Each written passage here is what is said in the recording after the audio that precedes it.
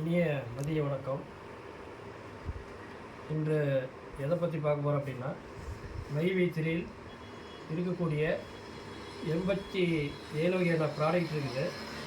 அதில் குறிப்பாக வந்து பார்த்திங்கன்னா இம்யூனிட்டி கேப்சூல். அந்த கேப்சூலில் வந்து பார்த்திங்கன்னா என்ன பலன் இருக்குது அப்படின்னா, எனக்கு வந்து இந்த அலர்ஜி கம்ப்ளைண்ட் இருக்குது.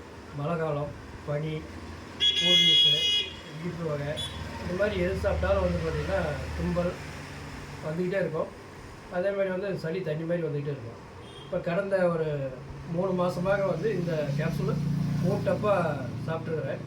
இது சாப்பிட்றதுனால இதனுடைய விளைவுகள் என்ன, இதனுடைய ரிசல்ட் என்ன அப்படின்னு பார்த்தீங்கன்னு சொன்னால், எனக்கு வந்து இப்போ இனிப்பு சாப்பிட்டாலும் வந்து தும்பல் வரதில்லை, மழையில் நனைஞ்சாலும் சளி பிடிக்கிறதில்ல, எதிர்ப்பு சக்தி வந்து கூடியிருக்குது.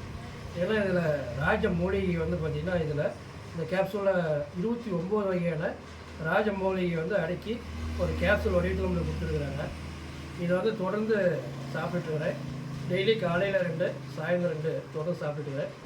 நீங்களும் வந்து பார்த்திங்கன்னா, நம்ம அன்றாட சாப்பிடக்கூடிய உணவில் நம்ம உடம்புக்கு தேவையான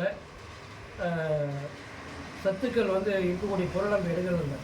அதனால் ஒரு துணை உணவாக தான் நம்ம அதை எடுக்கிறோம். இது வந்து மருந்து கிடையாது, இது வந்து ஒரு துணை உணவு. அது மாதிரி ஒவ்வொருத்தரும் வந்து பார்த்திங்கன்னா, இன்றைக்கி எவ்வளோ வந்து வேலைகள் செஞ்சிட்ருக்கிறோம், வெளியில் போகிறோம், நிறைய டெஸ்ட்டு, காற்று, மழை, இந்த மாதிரி எது வேணாலும் சந்திக்கிறோம். அது மாதிரி சந்திக்கும் போது நம்ம எதிர்ப்பு சக்தி கம்மியாக இருந்துச்சு அப்படின்னா நம்மளை நிறைய நோய்கள் வந்து அட்டாக் பண்ணும். இது மாதிரி எதிர்ப்பு சக்தி உள்ள கேப்சூல் எடுத்துக்கிட்டிங்க அப்படின்னா நம்மளுக்கு எந்த பிரச்சனையும் வராது. ஹாஸ்பிட்டலுக்கு போக வேண்டிய வேலை இல்லை, டேப்லெட் எடுக்க வேண்டிய வேலை இல்லை. நம்மளுக்கு வந்து உடல் ஆரோக்கியமாகவும் ஹெல்த்தாகவும் இருக்கலாம்.